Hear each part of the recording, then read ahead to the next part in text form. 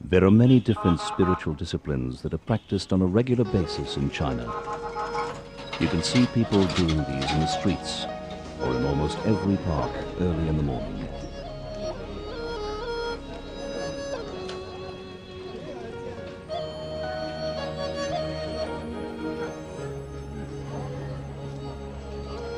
Sword exercises and Tai Chi are some of the disciplines that people practice.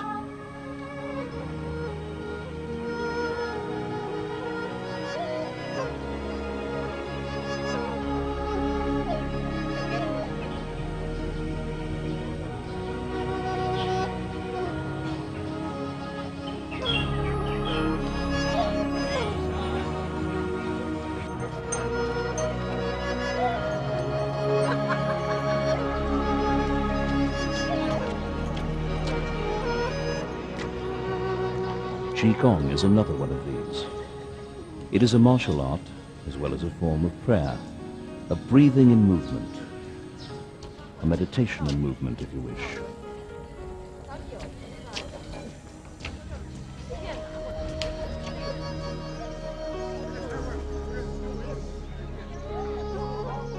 There is a Chinese saying, where there is movement, there is no pain. These practices promote the body's ability to stay healthy by channeling the energy. The Chinese call this qi, which is the Chinese word for breath or force.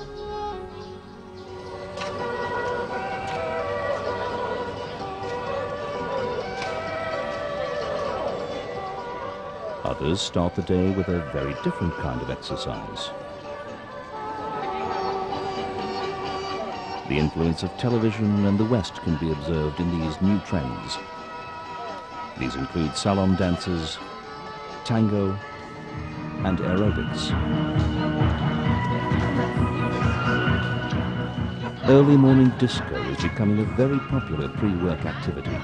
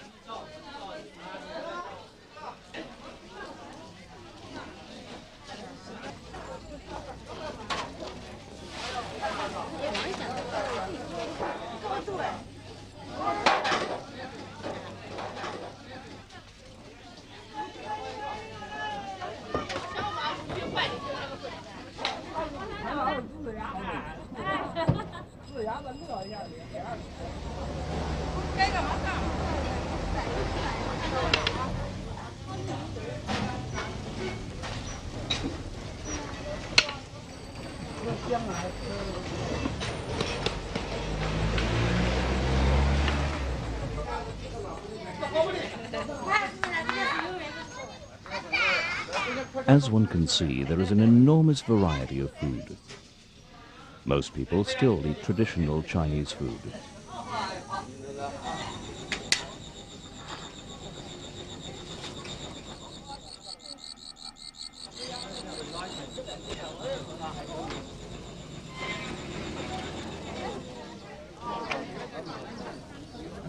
Some of these foods have become very popular in the West, whereas other products seem very strange and alien to us.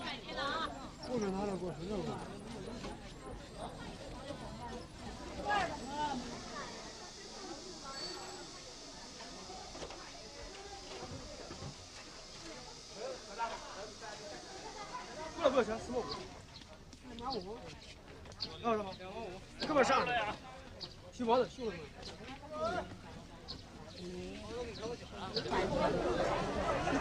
对呀。还有个哪有点？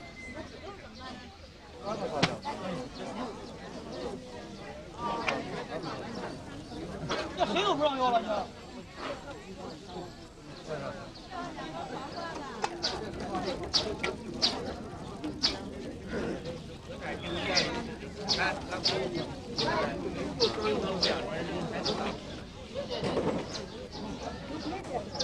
在这儿呢，哥哥。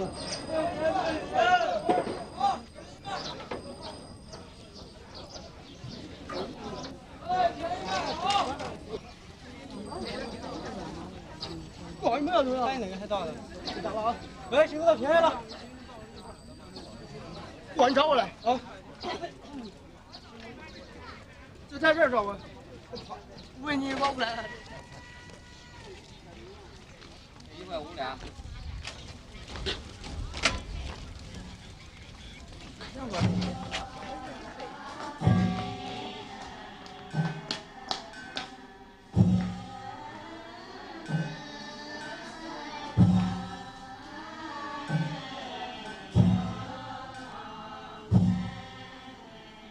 Nuns conducting morning prayers at the Wenshan Monastery, Suzhou.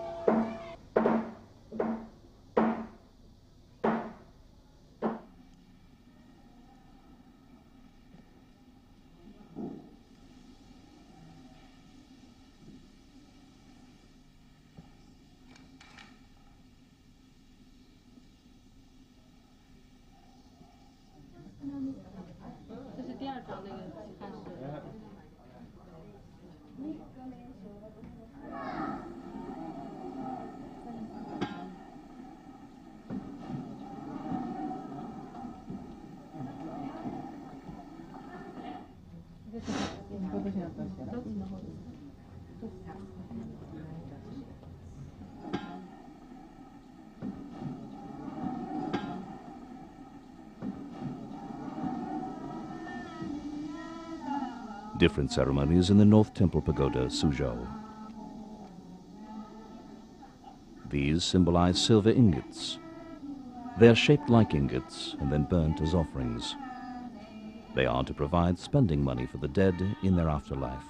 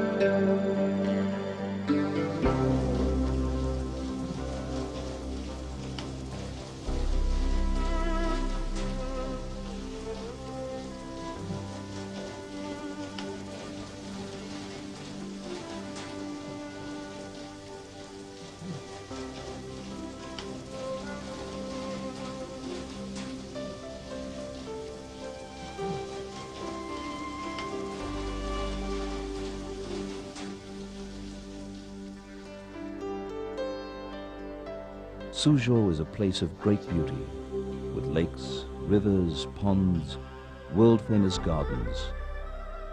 The traditional founding date of Suzhou is 514 BC. In the 13th century, the Venetian traveler Marco Polo visited it and commented on its splendors.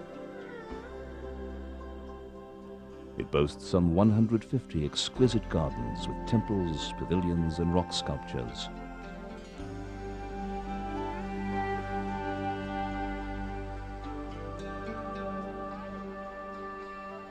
The home of many wealthy landowning families, it became a center for scholarship in the arts.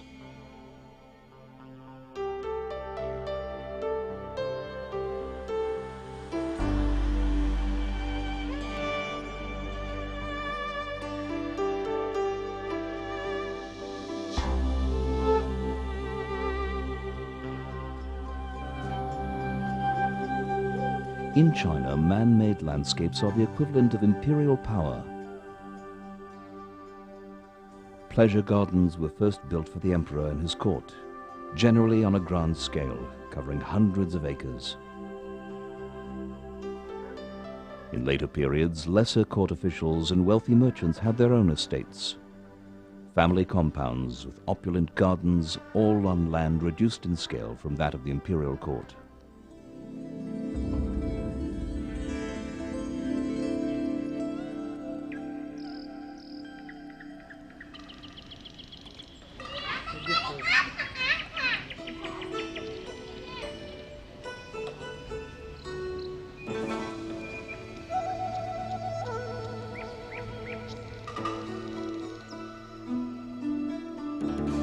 The organization of the Chinese family system, in which several generations of relatives lived within one compound, required a design that allowed privacy, while at the same time facilitating convenient interaction amongst all the members. Therefore, grandparents, parents, and children of one branch of the extended family would have their own house and private courtyard within the larger garden landscape.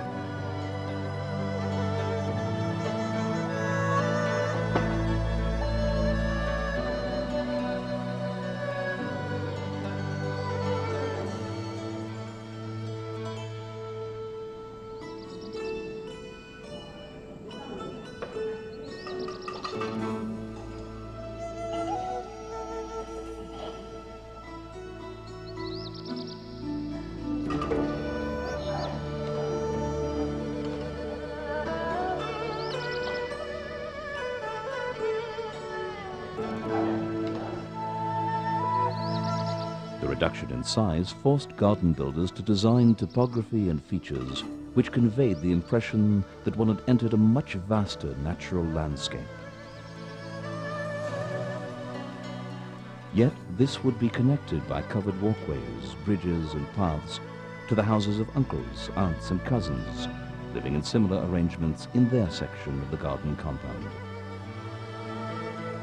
Ornate, colourful architecture showed the taste and materialistic values of the owner, as did walled-in private courtyards paved in geometric brick and stone mosaic patterns.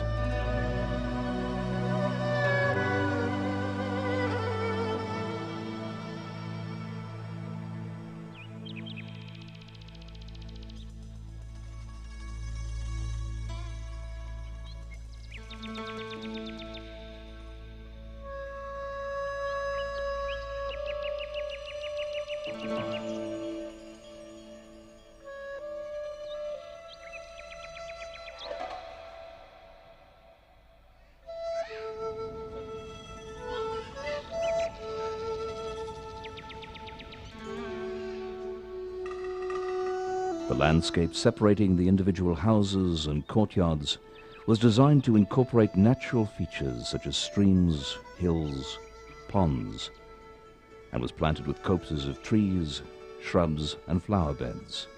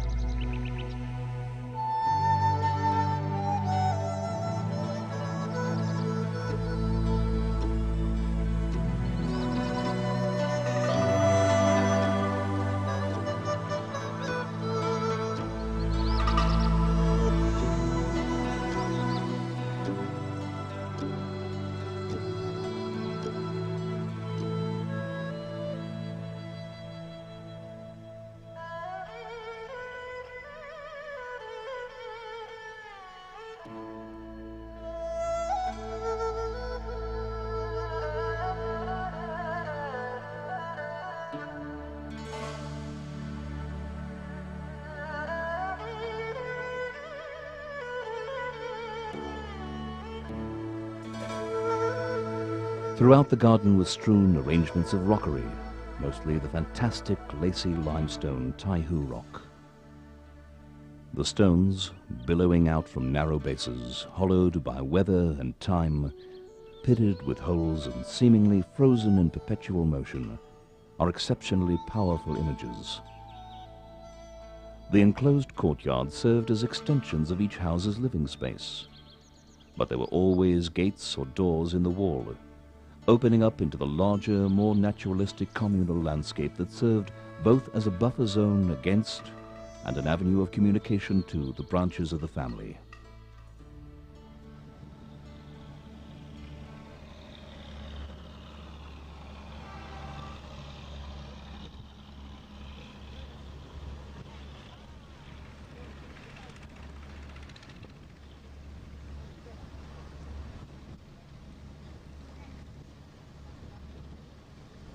There are more than 68,000 miles of inland waterways open to navigation in China, with many more used for the transport of timber, bricks, and bamboo. The Grand Canal is the only major Chinese waterway running from north to south, and is important for the transport of bulky goods, thus facilitating the nationwide distribution of coal and foodstuffs. It forms a communications and transport link between the most densely populated areas in China. One of the greatest engineering projects in China, equal in fame to the Great Wall, it is the world's longest artificial waterway. Some of its sections follow the natural course of a river, while other sections have been dug by hand. From the latter part of the 19th century, however, because of political corruption, mismanagement and flooding, it gradually became silted up and the higher section became blocked. Since 1958, efforts have been made to reopen the Grand Canal to navigation.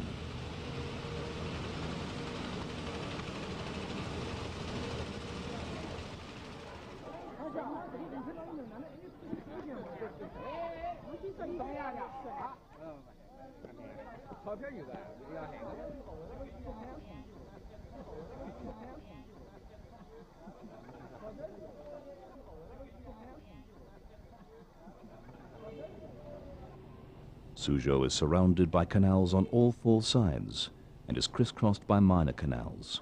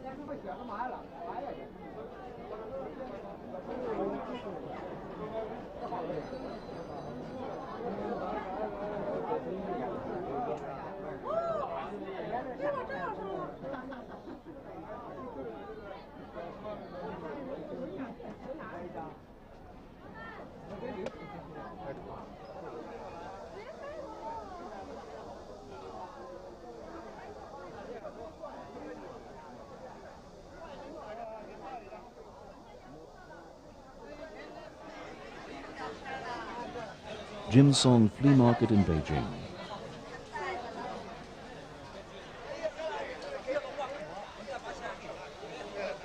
Mao memorabilia.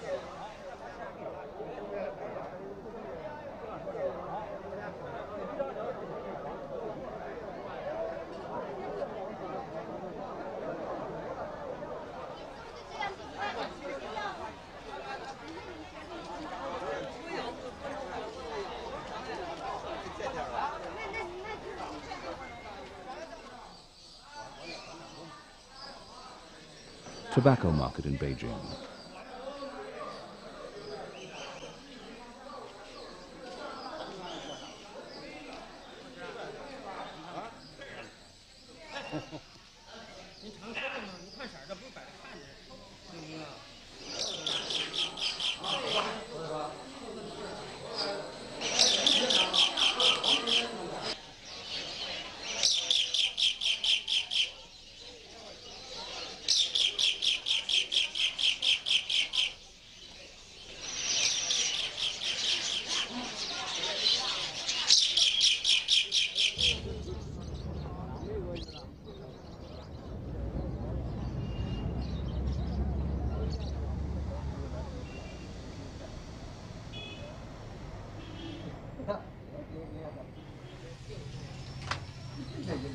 哎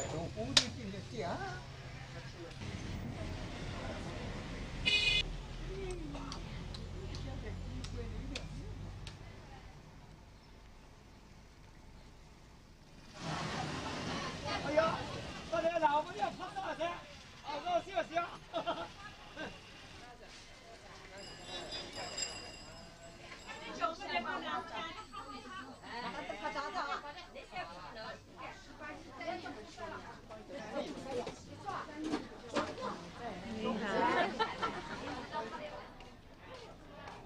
Lotus seeds.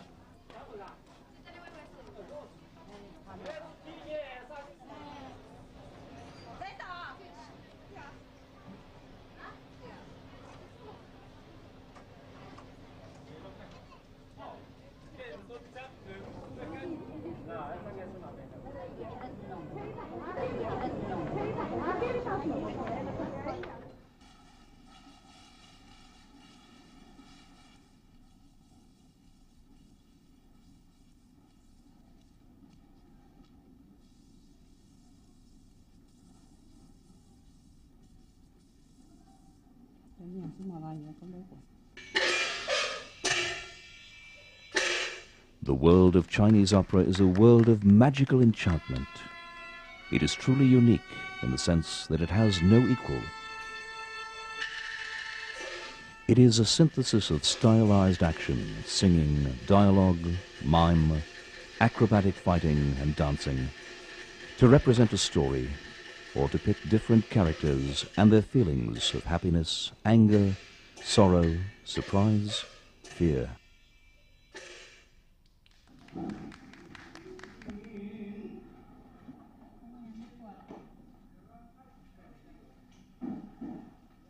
Everything about this form of classical Chinese drama is distinctive.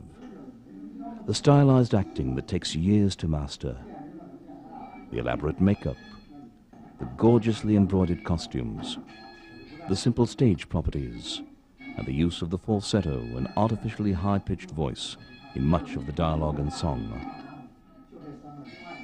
The types of facial makeups in Peking opera are rich and various, depicting different characters and remarkable images.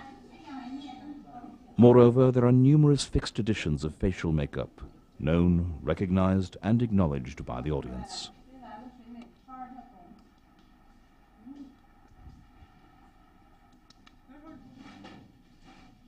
All movements, such as eyes, faces, dressing, etc., have special meanings and must follow strict rules.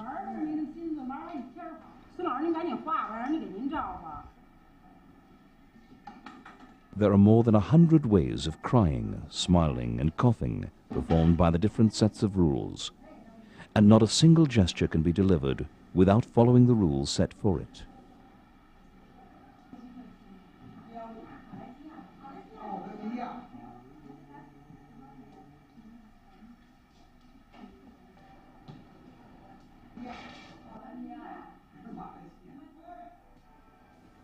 Headgear, both for males and females, is widely varied, and, like the costumes, denotes the rank and status of the persons portrayed.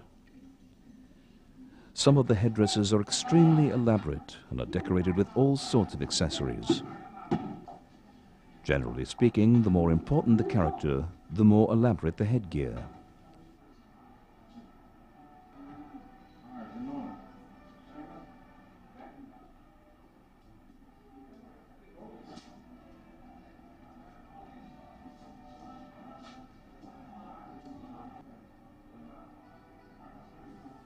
Costumes in Peking opera are graceful, magnificent, and elegant. Most of them are embroidered.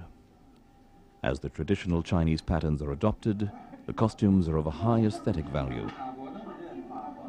Costumes indicate the general character of the persons portrayed. Different colors indicate the rank and status, as well as the character of the wearer.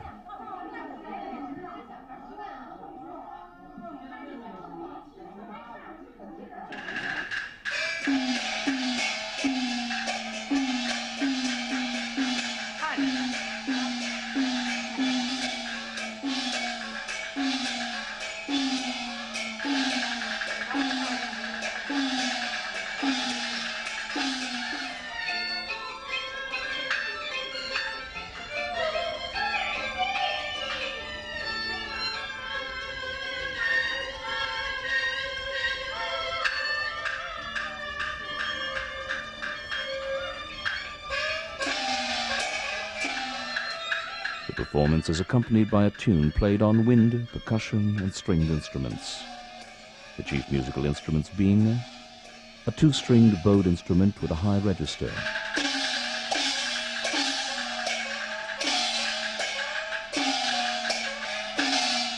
bells, drums, and a hardwood time clapper, which directs the movement of the actors as well as the orchestra.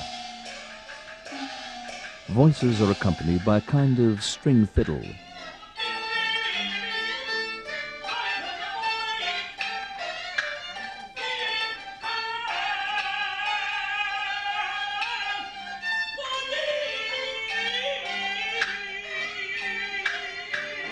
Most theatregoers are familiar with the plots and enjoy seeing their favorite operas time and again. They derive special pleasure in noting how different players portray the same parts.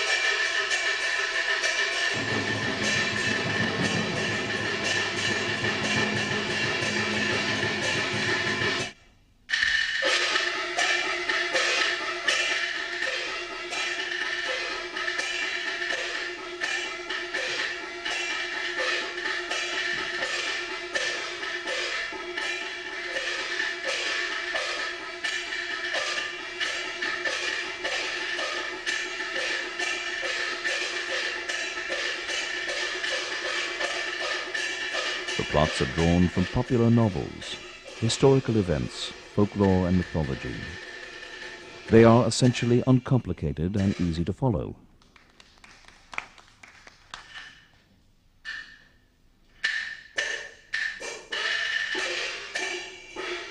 The themes of the stories fall under two broad divisions, military and civil, with most of the characters sharply defined either as good or bad.